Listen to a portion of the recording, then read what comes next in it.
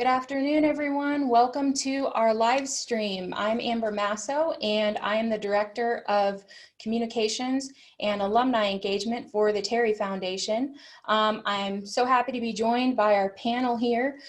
We have 3 students and 3 alumni, actually. We just have 1 alum who's not participating with a camera today. I'll go ahead and let everybody go around and introduce themselves. So just your standard greeting, name, year, major, and then for students, your officer position you're holding, and what other leadership roles that you're following right now.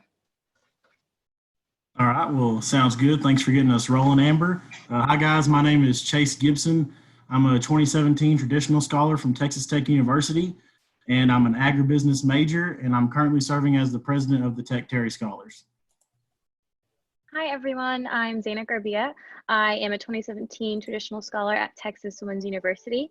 I am the president of this year's cohort, and other leadership roles I've had. I'm also the vice president of the pre-PA club on my campus, and I was the service coordinator of the Terry organization as well previously. Hi everyone, I'm Anahy Diaz. I'm a 2018 traditional Terry Scholar at the University of Texas at El Paso. I'm majoring in multimedia journalism. I'm currently the historian for the organization, and previously I served as a community service co-chair. Hi everyone, I'm Kathryn Flowers. I was a UT 2007 Terry Scholar. My current title is I'm a program administrator at Dell Medical School at UT Austin. I manage several people as well as a large scholars program in that position for graduate students. I also hold a variety of leadership roles in my kind of personal life. I am the recently concluded chair of the Bicycle Advisory Council here at the City of Austin, as well as an advisor for our Terry Foundation alumni chapter here in Austin, past president for 2 years.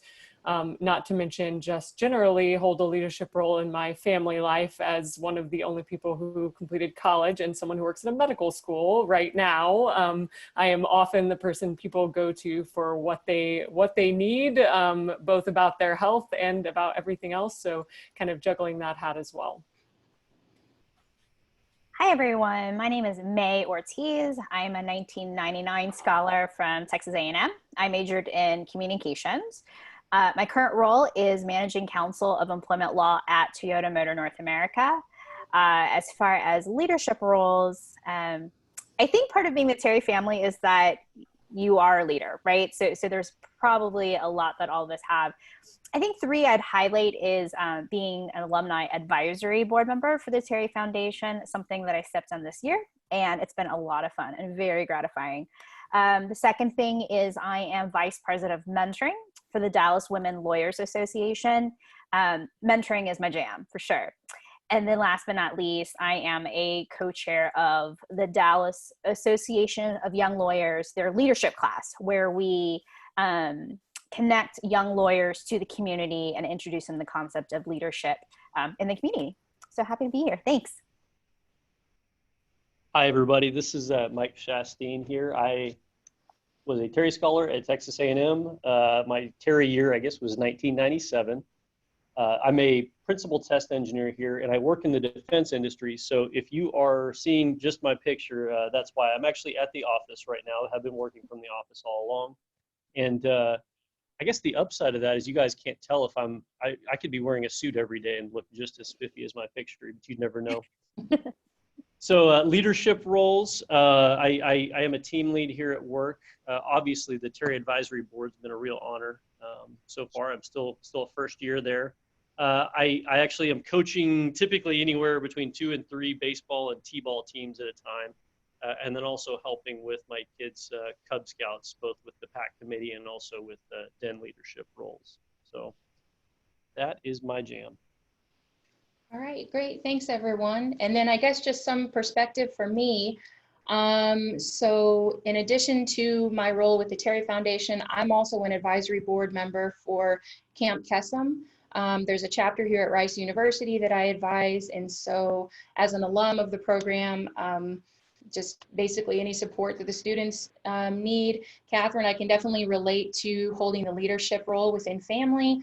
Particularly during this time of social distancing, I am long distance tech support. For my parents, we've had a couple of Zoom tutorials with me in Houston and them in College Station, so that's been interesting. And then as far as my role at the foundation, I supervise and work with the Alumni Advisory Board and the alumni chapters. And then I'm a direct supervisor of a Terry intern. So there's a diversity of roles that we all play when it comes to leadership, and there are distinct and overlapping communities that we all, have a hand in, and that all have been affected by recent events. And I had the pleasure of actually having a meeting this last weekend with our student panelists to talk about just some of the challenges that they're facing as student leaders. And so alumni, I was going to read through some of these challenges, and what we would love to hear from you is how many of them you are also facing as working professionals, and maybe what that looks like for you. So some of the things on the list were the fact that communication has become a challenge. The fact that certain responsibilities might have changed now that the organization isn't able to host in-person events anymore. And there might even be certain people on the team that feel added pressure with a change in role. I think teams in general are still figuring out how to bridge the gap between the needs of individuals during this time and then the overall needs of the organization. That there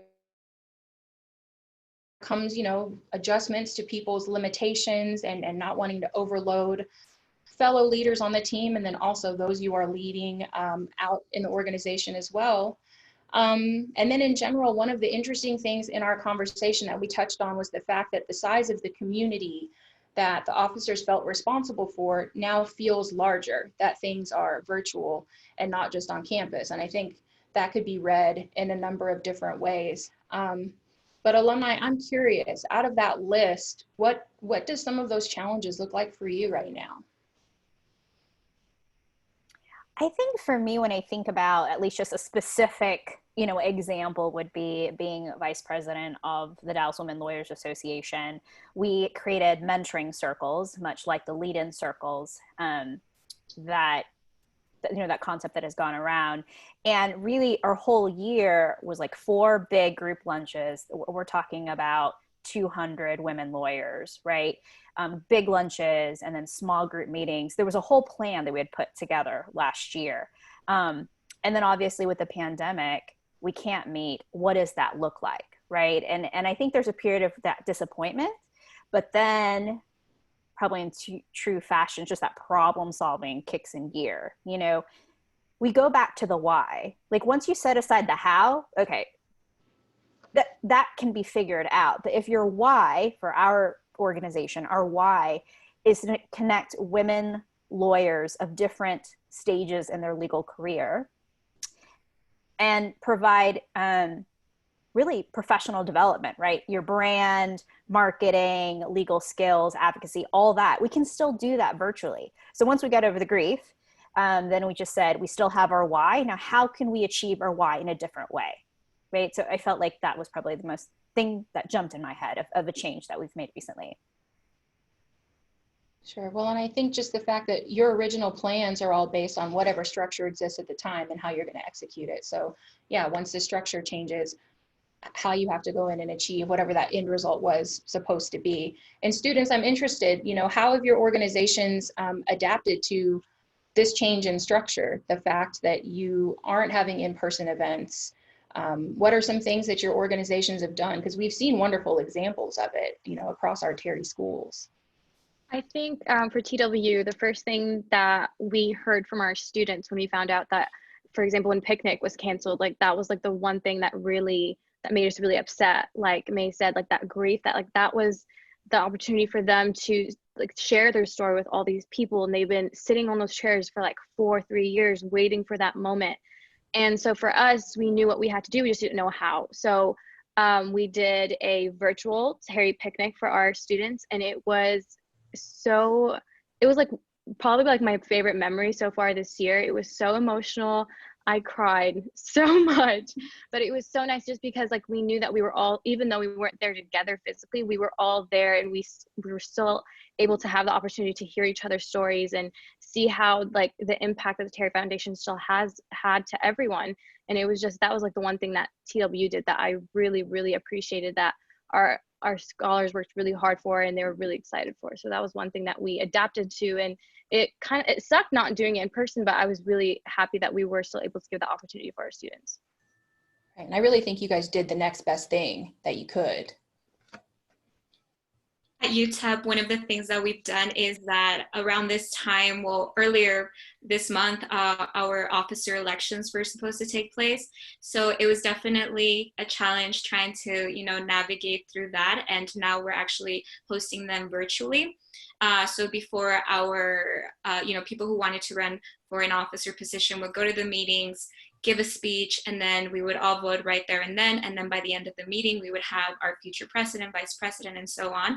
And so now it's navigating that virtually. But I think that in a way, it's enhanced our skills as leaders, just having to navigate through that and building the communication with our scholars, which in a way, I think it's a blessing to, have a new skill to add to our role as leaders. And so for you personally and your role on your officer team, how has that changed for you from what it was before when y'all were doing more in-person events to now everything needing to be digital? Right. So as a historian, I think not that my responsibilities weren't as important or, weren't a priority, but I think now more than ever, it's more of, everything moving to social media and social media being a strong tool for the organization. So it's definitely added more responsibility in the sense of coming up with new ideas to put out to our scholars. But I think that what's helped is also having the support of not only the scholars in our own organization, but also scholars and officers from the different Terry organizations that have jumped into the bandwagon and just, been really supportive. But yeah, it's definitely changed in the sense that it's thinking about new ideas and new ways to interact with our scholars now more than we did before. And so I was just going to add, if I may, I warned you all about this, right? The lawyer has to talk, but really, once you get over the grief and once you figure out like you still want to achieve your why, I think it's been kind of freeing in a sense of sometimes we get in this like box of like doing the same thing that's been done the years prior because it was successful. So we just kind of keep doing it, the same thing over and over. And I'd say that, I don't know, I feel like our programming, at least for our organization, it's gotten better than ever once we remove those constraints, What about for you, Kathryn? Yeah, I mean, I think, there's some themes here that I agree with totally. One of the things that I think is the biggest lesson of this whole thing that people can take away personally, but also on a leadership level, is about control. And how much you can't control. And I always encourage people in my leadership and the people I mentor, I encourage people to try to let go of control. And because I think the human nature is to want to control things. And the pandemic has such a complete lack of control that everyone's experiencing differently for different people, but no one feels in control, right? And so I think when you think about your leadership and the activities you did, as soon as you can let go of the fact that this is out of my control, and to Mey's point, focus in on what are you trying to achieve? What is the core of what you're trying to do? And I think that's true in professional work, but also in your kind of activities as students. Is it about community? Is it about offering some kind of opportunity? And it opens up creativity, because certainly I think it's a tendency for us to mourn the things that we hoped would be, but I think you can also see the potential for how to be creative to achieve something that won't be the same, but hopefully it'll have the same feeling, or it might have, the move towards the same goal, right? And so I think certainly with with all of my leadership positions, and certainly at work right now at the medical school, I think a lot of us are trying to really see this as a way to think differently. And even if it's not something we would have done, you know, if we were given the choice, I would still be delivering my content in seminars to students, because I lead a 50-person seminar every other week, and it's very interactive, and we've had to move that to Zoom. And we tried to see it as, how can we preserve our goal, and what can this tool do for me to make that happen? And I think that's where the creativity piece comes in. I think the community is also so important. I think as a leader right now, one of the best things people can do is be there as a person, just be an empathetic presence for other people, because it's hard for everybody. And so kind of acknowledging that it's hard, accepting that we don't have control, makes it a lot easier, I think, to support each other, and also to come up with those creative solutions for how you can, you know, still be a positive force in whatever group you're in and achieve some of those goals, maybe just in a different way. Sure. Students and alumni, I was wondering if you guys could maybe give some comments on things that you've been doing to balance your individual needs with the needs that you perceive for your team, and then whatever it is that you're trying to achieve for your organization. Because I think leaders can often feel a lot of pressure to make sure that everything is working just so, and then it's very easy to forget that, like, we're still human, and we have our own limits that we need to be keeping an eye on as well. I can speak to that. I know I just finished talking, but in the Department of Psychiatry, which is the department I work in, it's a blessing, right? Because we have so much of a focus already on kind of mental health and thinking about your own personal self-care. I think something that I've really spent a lot of time thinking about, and I already am a very direct and kind of honest person, but I've tried to be really honest with the people I work with about, like, you know, right now, this is a challenge I'm having trouble balancing these two things. Sure. I apologize that I can't be more present today, but I wanted you to know that this is what I'm going through, and it normalizes it for other people, because I want the people I work with to be able to come to me and say, you know, I have my 3-year-old and I didn't sleep last night and my work today is just not going to be great, and that's okay.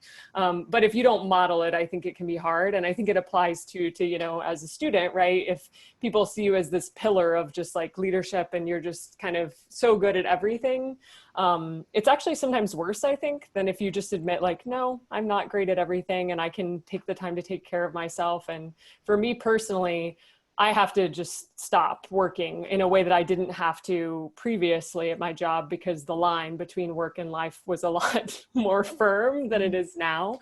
Now my work is in my house, and you kind of have to figure out what that thing is for you that helps you turn off and take care of yourself, and do it and model that you're doing it for other people. I think really being clear about the space that you're giving yourself, but also the space that you want people to take for themselves gives them the feeling that, like, you know, maybe I should be doing this. And we actually virtually onboarded someone this last week who reports to me, and I told her, you know, she's like, well, I feel like I need to finish this. And I'm like, no, at 4, just stop.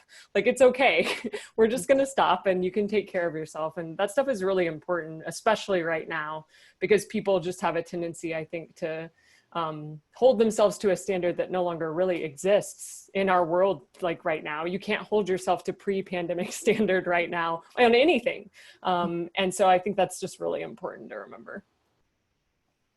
Yeah, I think I just wanted to add to what Kathryn said there. So in terms of finding that balance, I mean, I think that's something that, at least in my household, we're still experimenting and trying things with. And I think part of it is looking at, you know, different work schedules and things that maybe fit in better with your life. Because if it's something where maybe it's things that you're working on that you don't necessarily need to be interacting with other folks at that time, maybe those are things that you can put off to a different point in time, especially if you have family, if you have kids with no childcare, no school, all those types of things.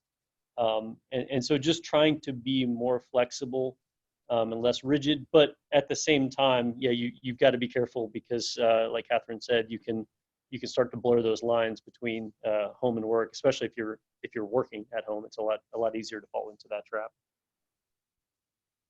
So how do y'all think that leaders can create like effective plans in the midst of so much unfamiliarity and uncertainty when people are still trying to get their footing? I hate to sound like a broken record, but I think it really comes down to figuring out your why, you know? And again, I share this with the last stream. I was reading Start with Your Why by Simon Sinek. So that's why his voice is in my head. But I think it's so powerful, right? Like, what is your goal? What are you trying to achieve? What is the purpose of whatever activity, you know, that you want to achieve? And then brainstorm, right? When you're brainstorming, you know, take away the confines of, oh, that'll work, or well, never work, or we don't have the money, or whatever. Just like literally throw up on a piece of paper all the ideas of how you can achieve what you want, and then start filtering it, right? And of course, I'm a big proponent of diversity. Have different people, different backgrounds, to look at your list and really come up with the best ideas. I mean, that's what's worked for me. I think, you know, the other thing there as well is, I mean, this applies, you know, this applied 3 months ago and a year ago, is really seeking feedback early and often. And that's something that you take for granted, right? Because if you have some of these ideas and things that come up in meetings, you do get a lot of nonverbal feedback from folks, and you're incorporating that whether you realize it or not. And so it takes a little more, you know, an intentional movement to get that feedback and to seek that out early and often, and beware of kind of falling into groupthink, right, with your leadership, your small team. So seeking feedback from others, you know, outside of that group.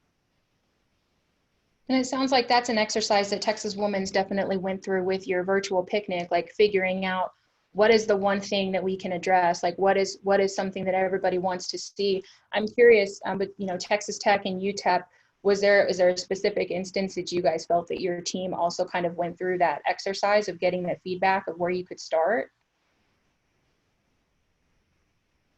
Yes, so at UTEP, one of, again, the officer elections, moving that virtually, but also just like socials in general, and, you know, involving our scholars in that process of like, what virtual socials do you think we can do? Because again, this is a one day by day kind of situation. And you know, planning those socials now will definitely, you know, help the upcoming board for like next year and planning socials if this continues. So I think it's also planning through example. So for example, the picnic that was done virtually, if this continues, maybe, you know, banquet could be, you know, done virtually as well, and you guys already have a set you know, establishment of what it's like. But yeah, definitely, I think just officer elections and socials and involving our scholars with that process has been a big thing. Yeah, I definitely agree. I think this taught us to really like think outside the box. Today I was actually talking to my vice president, and we were like, so obviously we all have this fear of uncertainty, like what's going to happen? Is this going to continue to fall? Is school going to be open? Is it going to continue being online? But regardless if it does or if it doesn't, we still need to have a plan. We need to have a goal. So we're like, okay, so we can make 2 plans. What's our plan going to be if we go back? What events are we going to do? What's our plan going to be if it still continues? We need to figure out different ideas of events that we need to do online. So we thought about, hey, we can do like a virtual painting class. We can get one of our students that's an art major, and she can teach us all how to do a specific painting, and we all paint. Like, it just really taught us to like find some things to bring us all together, but that's different and innovative. And I think it really it teaches us so much, not only like as leaders, but even like in our personal, like we can even be like, hey, like with your family members, hey, like I know that we haven't seen each other for a while, let's make a Zoom call, let's do a puzzle. I don't know, we can all buy the same puzzle and do it together. So like even though we aren't together, like there are definitely ways to bring each other together.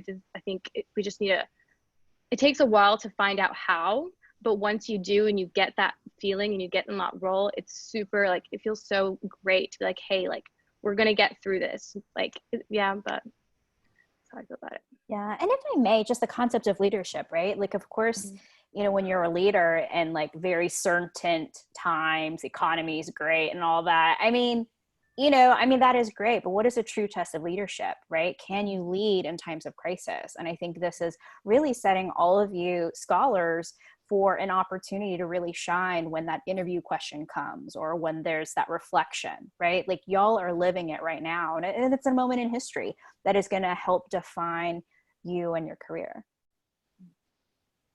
So that actually brings me to one of the questions that, we discussed with the students. How can people who had to assume a leadership role, whatever that looks like during this time period, how should they be talking about that in interviews later or on their resumes when we get to the other side of this, whenever that happens to be and whatever that ends up looking like? I mean, I would just echo, I think this is like a transformative leadership experience. It's a great thing to talk about. I mean, I previously was a program administrator for a large organization and with lots of students. And one of the things my students often had to do was lead in crisis when someone was seriously injured because it was this kind of sporting event, or someone who was in a leadership role was taken out injured, and then that person had to step up. And those are opportunities to really talk about challenges that not everybody has in their leadership. So this kind of pandemic, it's a challenge no one could have expected, right? And how you led during it is going to be a great example for any interview you're in. And I think it's good to be really personally, I would say, being really honest about both the things about it where you saw growth and you were able to achieve outcomes, but then also the things about it that were extremely challenging and that made you reflect, and how did you grow through that? I think that those are the types of things that certainly for me, when I'm interviewing people, if somebody can reflect on a really challenging leadership experience, and this will be, this pandemic is something that everyone will have a touchstone for, the context is already there, which is honestly quite nice because it gives you the ability to say something and someone already has context for how challenging it was. And you can talk about, this is how it personally challenged me in leadership and it was hard. And I would recommend talking about what was hard, but then also talking about what you achieved out of it and how you grew as a person. Just personally, when I interview someone and they talk about their own personal growth, how an experience, they came into an experience maybe with not enough preparation, or they didn't feel personally able to take it on. And then they show me how they grew over that time period, or tell me a story about something they achieved. That is just, it shows me that the person has a level of thought about their own personal growth that not everybody does. Often people come in and talk about their leadership as like, well, I did X, Y, and Z, and it had this many people and it was great. But what I think this experience is probably teaching all of you that you can share is like, well, I did X, Y, and Z, and I did it in this context where I was personally challenged with all of these barriers, and it made me reflect on, I didn't know how to best communicate, and I had to think about like all these different things, and I failed, and then this happened, and then I arrived at X, Y, and Z, right? And that I think is this, I think that's the story to tell about any leadership experience, but I think with this one in particular, because there are so many inherent challenges. Certainly in my day-to-day work, we have failed at so many things already in the past 6 weeks. But the point is you tried, right? And you got to a solution eventually. The failures are the good stuff in between of how hard you were trying. So. Yeah, I think that's what was the hard thing to get over with in the beginning when this started, is that knowing that it is going to fail, but how to get better and like learn from that mistakes. But I think for me, it just took me a while to like be like, hey, it's okay. Everyone, like if you're going through this, a lot of other people are going through this too. So I think it's just a reminder that students and professionals are all going through this together, and that we just need to learn, and like it'll make us better leaders and better in everything that we do in the future. So I think that's really important.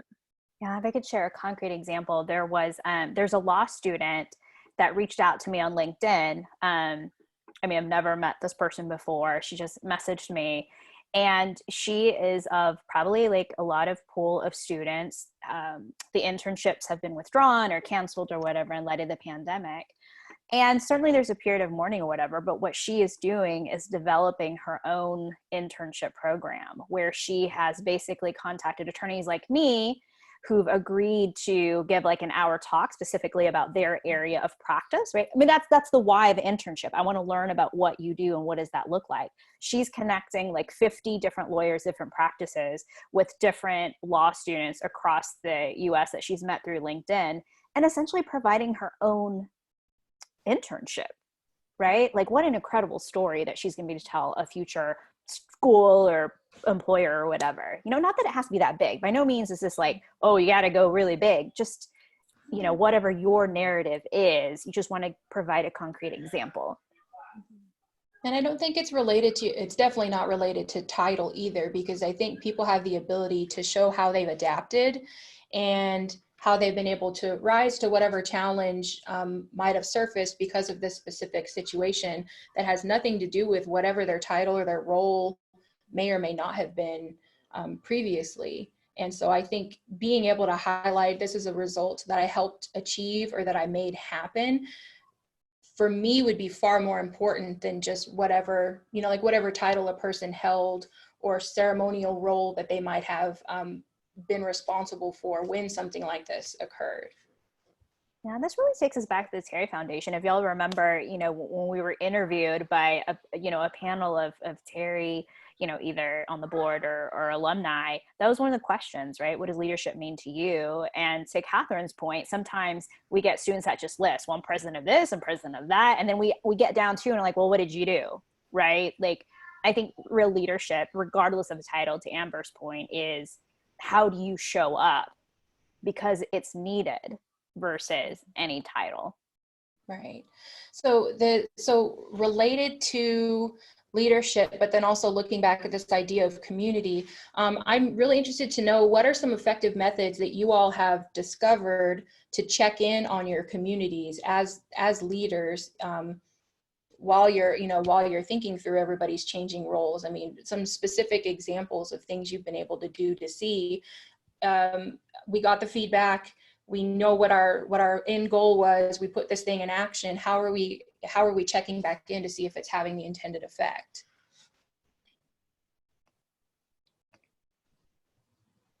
Well, definitely sometimes even just like a text, be like, hey, did you like this event? Do you want to see more of this?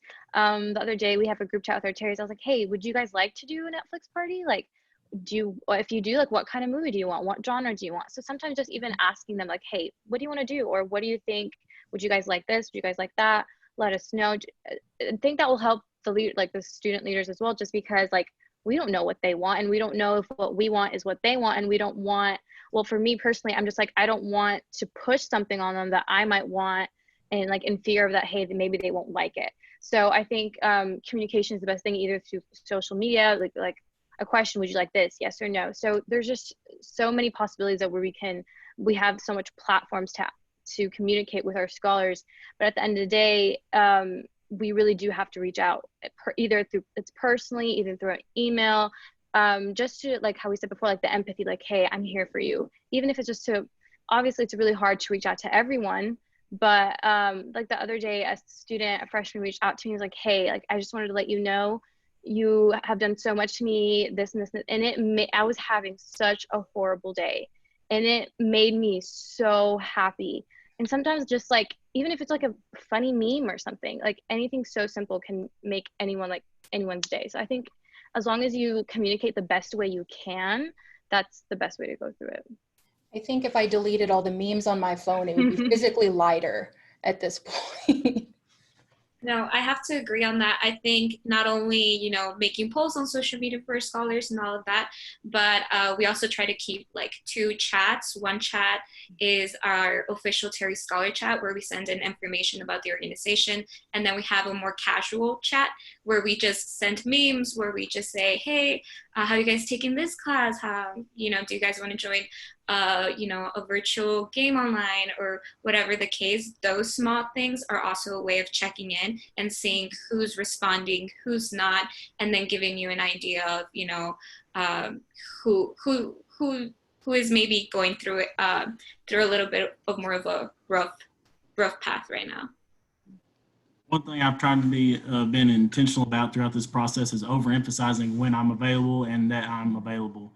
Something that goes along with the role of being a president or a student leader, that, your team or organization can reach out to you. But now that we're not there for those physical check-ins and we don't get to see each other, I just want to make sure that it stays on all my scholars' mind and my team's mind that, hey, I'm here if you need me, I'm available, and let's check up on each other. That intentionality is an excellent point. I think in an earlier stream, Mey or Mike, one of y'all had brought up the fact that you may have to be a little bit more intentional in the frequency or the type of outreach you do. I'm curious, on the professional side of things, I mean, what are some specific things that y'all have felt like you've had to be more intentional about since you're not physically all together with your teams? But I think for me, you know, in the past, my preference a lot of times is to drop by people's desks, you know, check their calendar and see if they're going to be there and just drop by and say hi and catch up with them. And so instead, you know, having to kind of schedule little short 15-minute meetings sometimes with people. And so I don't know, I look forward to those. I look forward to the weekly team meetings, and some of those things where, you know, just getting to see familiar faces again or hear voices and things like that. So, but yeah, I guess for me, it's I've just really had to put things down on the calendar, you know, things that were maybe a little more casual and informal in the past. So, I mean, I think I would echo that. I think our team is very dynamic, and we were in an office space that was very open. There was a lot of like intra-desk communication, and this feels so excessive if you think about it from a pre-pandemic lens.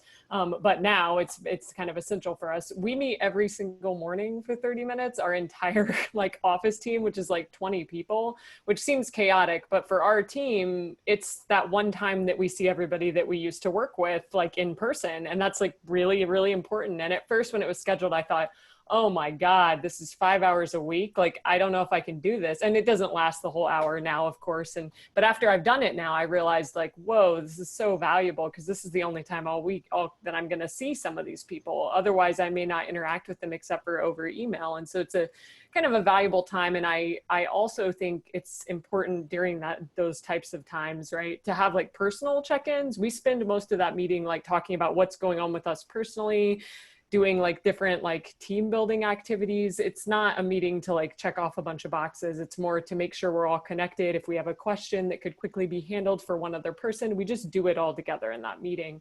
And to me, that's been really valuable. I also think with one of the interesting things that we've had to contend with in my department is onboarding during this time. We're like one of the few places left, it seems like, on earth still hiring people.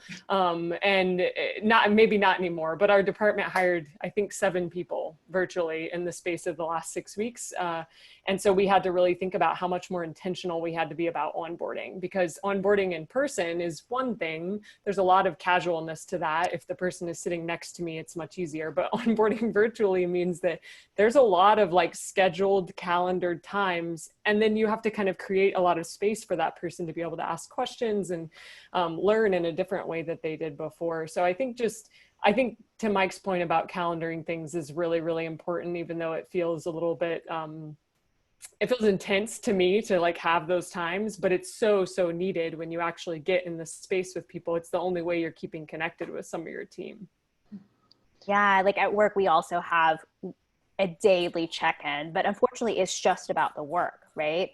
And what I found is that I had to create, and I'm not a team lead by any means, I'm just an individual contributor, but I actually created kind of little, not like there's like a coffee break and a happy hour where it's just 30 minutes that I connect with my work friends, right? Like I have like a group of women, you know, and we all have young children. So we connect on Wednesdays at 9:30 p.m. between 9:30 and 10. And it's just a check-in. There's no agenda, right? It's like, how are you? Vent if you need. And because we're friends, there's not stilted conversation. But in the work end, I've seen this really effective, you know, maybe icebreakers for our student groups. You know, everyone can introduce themselves, you know, and you know, what's a challenge you're facing right now, right? So everyone can be a little vulnerable if they choose. What are you grateful for, right? And sometimes that's how we end on a positive note for icebreakers or meetings. Or what's a tip that you've discovered recently that you think that might help someone else, right? That's the intentionality, creating a community dialogue, sharing, right? That's been helpful.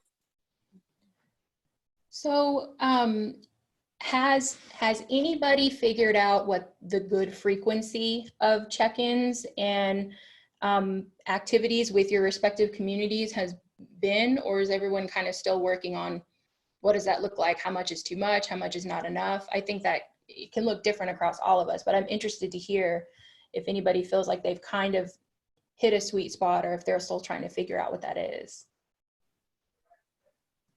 I think we're still trying to figure out how it's going to work, but just because, especially since right now we have finals coming up and we have all of these things, we're just like, should we have an event? Should we do this? We don't know if the scholars are busy studying, especially everything's online. It's much more difficult. So that's been one thing, but we were like, okay, so for finals, if we can't do it these next 2 weeks, can we do it can we have an event after school's over?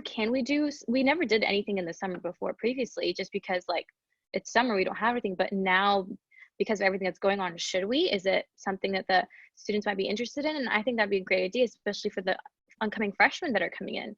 It would be a great idea if you're like, hey, we're gonna have like a Zoom check-in, come meet our new freshmen, or just so we can have that connection from the beginning, just in case, like we said, we don't know what's going to happen in the future. We don't know if we're going to be able to have that. So we might have to be prepared, I guess, but we're still trying to figure it out. But it's okay. We're rolling with it. So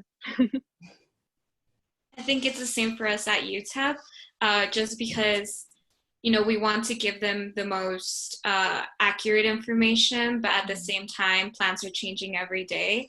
And so it's kind of, we're still trying to navigate the, you know, giving them information right there and then, but also not bombarding them with so much stress since graduation and finals are coming up. And we also know that, you know, this is a situation that everyone has had to adapt to, whether it's, you know, students who have had to move from the dorms back to their homes and adapting to that environment again. So we definitely want to give them as much space, but we also want to keep them informed. Mm-hmm. So yeah, it's definitely, we're still trying to figure it out, but like you said, I think we're going to get through it just fine. And it's a matter of time. So yeah.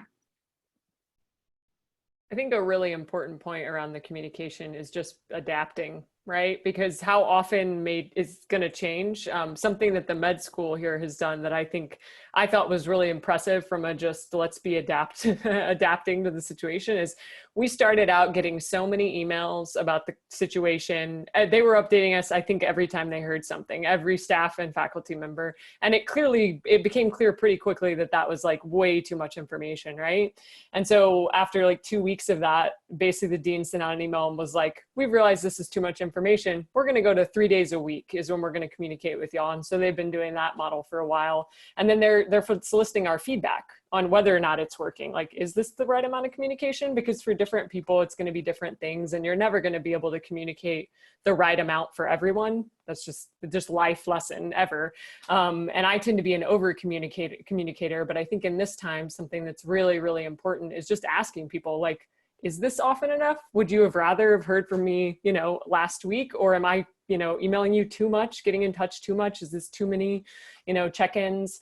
I think that works. I also think providing people space to kind of opt in wherever. That's something I've tried a bit in some of my personal leadership, is having the normalcy of like, we're going to have these things and they're going to be going forward. And if you want to join, great, but you're not expected to join. And if you only want to join once a month, that's fine too. You make your own kind of like situation. And that has seemed to work really well depending on the group that you're working with, because some people need more flexibility right now. Some people need more structure, and it's going to be individual kind of what that need is. But I think being adaptive to kind of what your group of people or community is giving you and the feedback they give you is the really important part.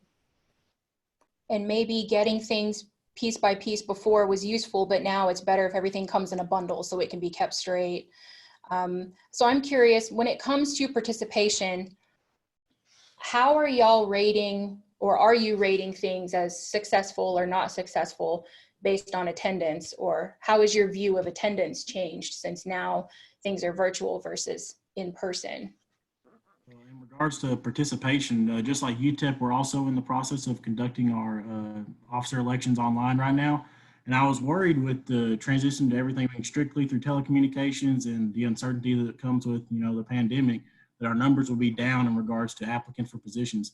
But we actually saw a significant spike in our applicants for committee chairs and officer seats, which is just nice to see. I was really proud of our team and our Terry family. And I think that really just speaks to the kind of people that make up our whole Terry family. And that was just nice to see.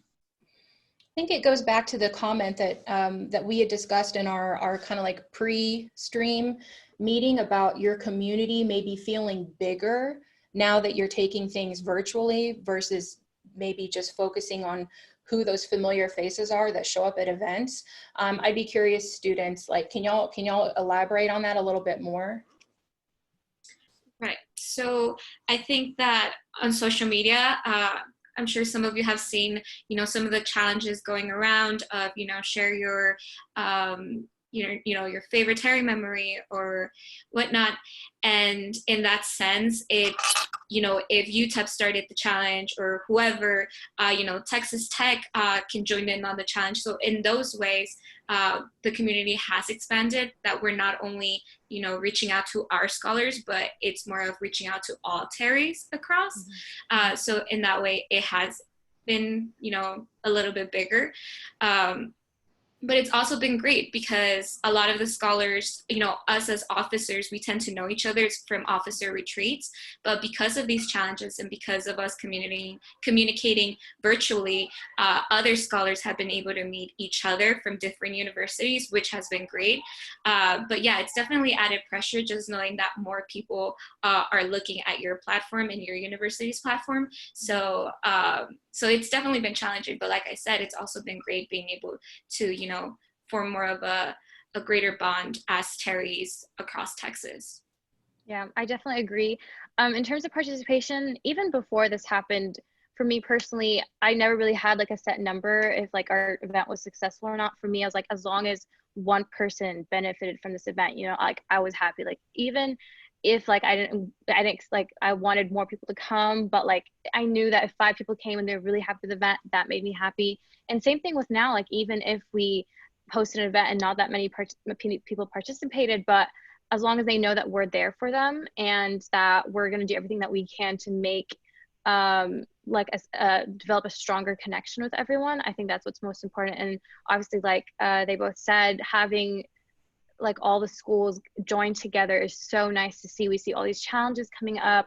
We see even Franco participating and everyone just tagging each other. And that's been just so great to see, because we're like, oh, like there's the scholar that they're doing this. That's so cool. Like I've never heard of that major.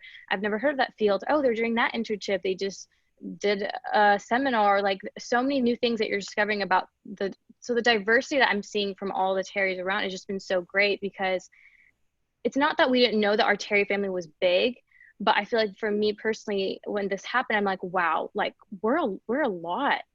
And it's just so great to see all the diversity, especially with these live streams. Like, hey, like with the talent show, like, oh my God, that's so cool. They do this, they do that. She lives in California. Like, that's so amazing that she's doing this or he's doing that. So I think it's been great just to see how strong and how big our community is in this time. I did have just a off-script random question here for the officers, and that was, I guess in light of this experience, do you guys see maybe a need for a shift or adjustment as far as like the officers or the roles within the organizations? Is this kind of, I guess I'm seeing you guys adapt to this thing, and I'm very impressed. And I don't know if this is something that, maybe you embrace more long-term, even after things go back to normal. One thing for sure has been communicated during this pandemic, it's the importance of social media in regards to our student orgs. And so we've decided to implement as we move forward. We're adding in a new committee chair. It'll be a marketing/publicity chair, which will assist our historian and be strictly dedicated to maintaining our social medias. So that's one change we've decided to make. I think for us, it's just knowing that, we kind of all have to adapt to each role as a whole. So even though I'm historian, one thing that this has taught us is that, a community co-chair can also help the historian, whether it's coming up with ideas or challenges and just supporting one another more than we already do. Just because often it's, community co-chair takes care of community services, or, the president takes care of planning meetings and all of that.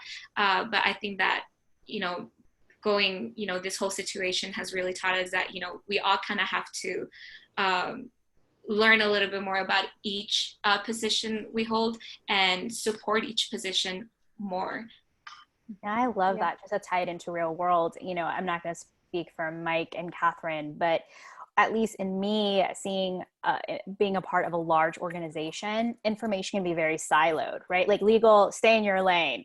HR, you stay in your lane. Everybody has their lane that you got to execute perfectly or whatever that is. And I think what this pandemic has shown, at least us in professional, is that to be really, I don't know, effective as a leader, you can't just stay in your lane. You have to collaborate across boundaries for the good of the organization or the mission statement or whatever that is. So, I mean, I know it's a struggle, y'all, but you're learning, like, you're growing so much right now. And you might have to get as old as me to look back and reflect and know that, but this is phenomenal. You're growing so many ways. And to Mike's point, I'm so impressed. Yeah, I just want to give snaps to that for Right? sure. Because yeah, totally. I think, something that I always personally I'm not good at lanes, and I never have been, which is a struggle in many organizations because that's how they're set up. But this is the type of situation that my style tends to thrive in, because I like to do a lot of everything and know a lot about everything. And something at the med school that we're seeing, just so y'all kind of have this perspective, is, we're getting thrust into roles we never did before. And it doesn't really matter what your job description was.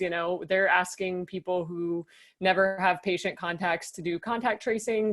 Everybody is pitching in however we can, and having that adaptability and the past experience of knowing that you can jump into a role that maybe you don't have any qualifications for, but your enthusiasm and eagerness to learn and ability to adapt is the ultimate qualification, right? And professional organizations, it's not just med schools and hospital networks that are having to do this. Many other places are having to adapt because, they have employees who are out or don't have childcare, and people are having to take on their work. And so having that kind of adaptability and ability to take on and know a little bit about everything or do a job that's different than what you signed up for is a really powerful skill in life, but also in the workplace.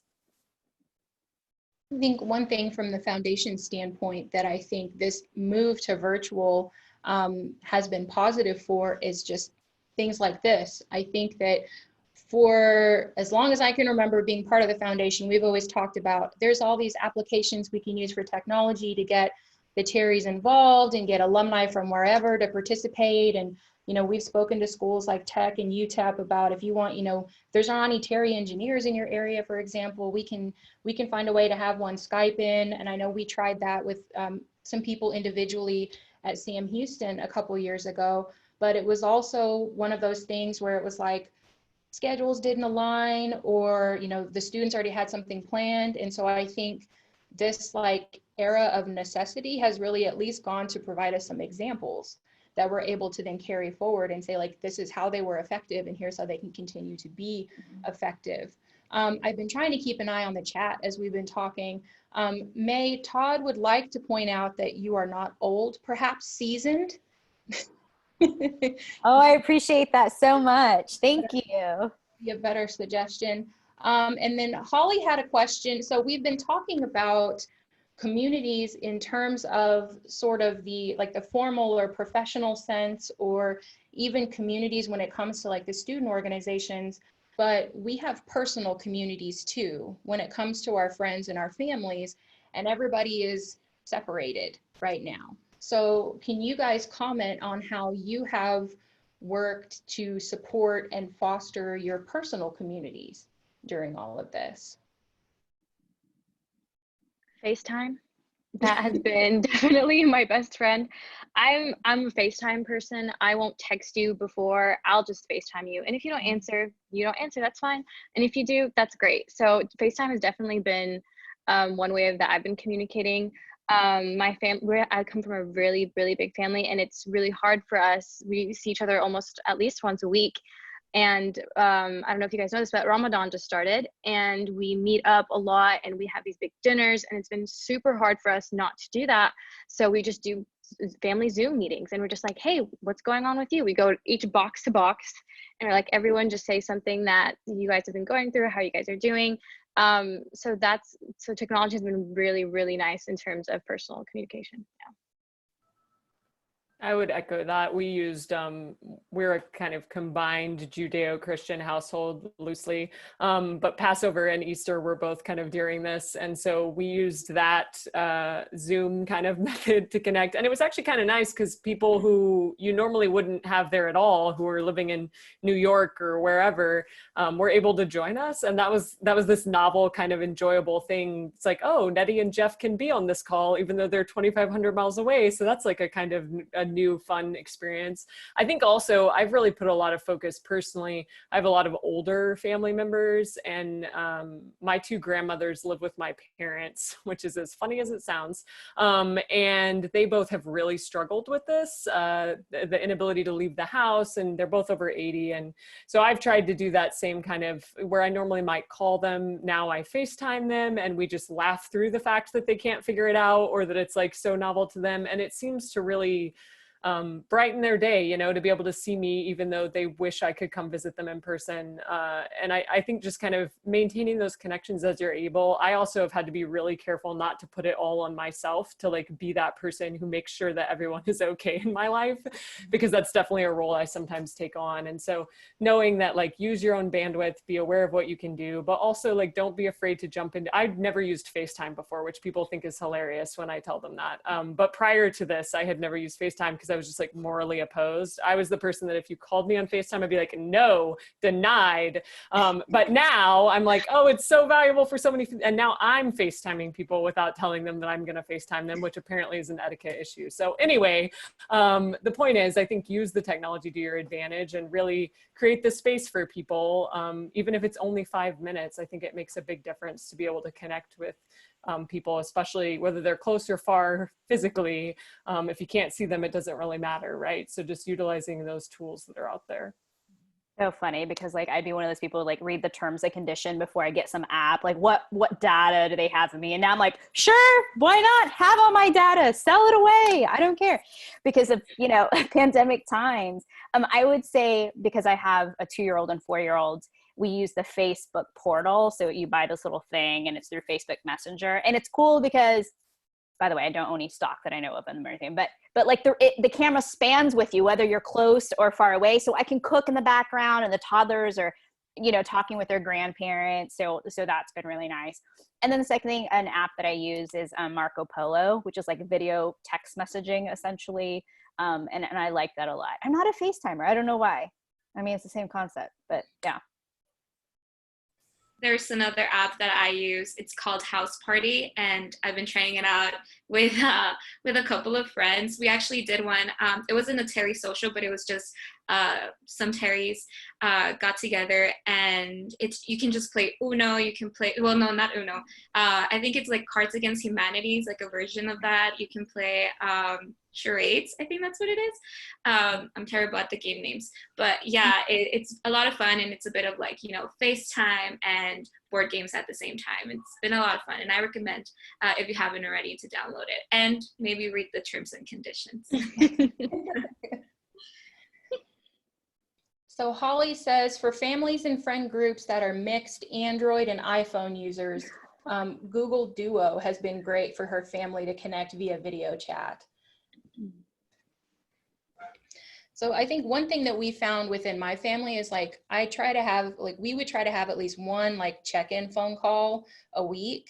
And then I have, you know, with my friend group, we've had like just group texts and stuff, but changing the method has helped feel like the connection is stronger, or has helped get the same fulfillment that maybe the phone call would have done with before, or just staying in connection via text. So I have a couple of friends who, like, we've had a couple of virtual happy hours just to have our regular check-in. And then with my parents, like shifting from the phone call to Zoom so that we get the same, you know, the same effect. But overall, I wanted to thank you guys so much for your participation today. We're scheduled to end at 5, and I know that we have professionals here who've got to get back to work or wrap up their workday. May, whenever you need to jump off, please feel free. We want to thank you so much for your participation. And I wanted to close things out just with the reminder that I think it's okay that the definition of community overall has shifted. You know, whatever that is supposed to look like may have changed because of the pandemic. And I think that the value that we've placed on in-person interactions, while it still might be high, the same value can be ascribed to other things that meet the same goal. And so, you know, if before the in-person social was where you got your FaceTime and you really had your scholars feel like they were connected as a community, now things like the virtual game nights, or even just checking in with a text message, whether it's one-on-one or a group text or things like this, they're valid. They are good alternatives. And I think one of the big themes of today's conversation was just being okay with adapting, being okay with being flexible. And I think the overall idea of trial and error, like this is not meant to be done perfectly, and nobody is doing it perfectly. And that's okay. I mean, from the professional organizations to campuses to foundations down to student organizations, and even within your own family, the name of the game is adaptability. And I think vulnerability, and then being okay with admitting, hey, that didn't work, we're going to try something else, and knowing that everybody else is trying and struggling too, is, I think, one of the important takeaways I seem to pick up from today's conversation. So again, I thank all of you for your participation today, and as leaders across the Terry Network, and in your individual roles, in your families, and at work, at school. I think that one of the greatest things about being part of this network is the fact that you all have that common bond of being Terry Scholars, and know that if anyone ever does need anything, you can reach out to a fellow scholar, and they'll help however they can. So this is just, it's a plug for Terry Connect also. You would love to continue the conversation in the virtual content group that we've created there. If there's other streams or just other ideas virtually that you would like to see, either from the foundation or from the student organizations, to help you feel connected. I think, this is something, again, that we'll just keep trying until we figure out what works best, and then we'll adjust whenever new conditions set in, and then whenever new conditions set in after that. That's all we can do. But we're going to go ahead and end today's stream. Again, panel, thank you guys so much. We really appreciated your participation. Thank you to everybody that left comments in the Facebook feed. We're trying to keep an eye on that, but I think we had some great conversation today. So I hope everyone has a safe and happy evening. Thanks again, guys. Hey, Amber. Bye, guys. Bye, everyone. Thanks, everyone. Thank you, Amber, for making this happen. Of course. Thank y'all. Bye. Thank you, Mike. Thank you.